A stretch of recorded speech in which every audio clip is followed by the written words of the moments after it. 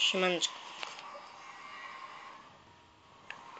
No, takie siemaneczko.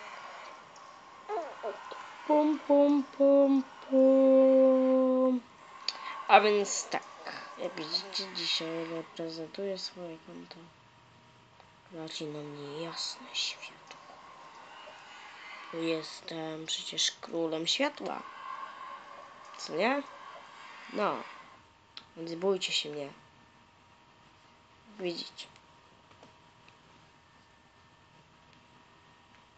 Tutaj mamy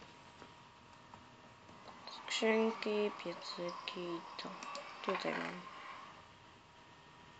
bloki diaksów, kilka mieczów, jeden koks, czy złote jabłuszka, TNT, złote bloki i co? I dwie skrzynie kresu. Tutaj mamy portal do Netheru. Idziemy. Tu jak widzicie mamy enchant. Tam jest w budowie. Tu możecie sobie zobaczyć. O. I idziemy teraz do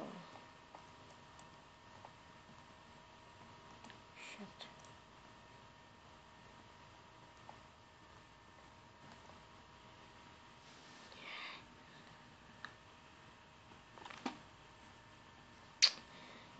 I tu mamy ładnie.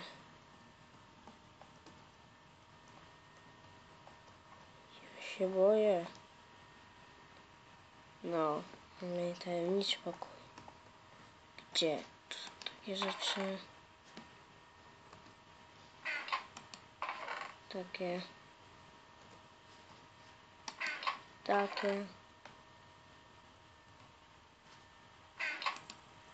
I takie.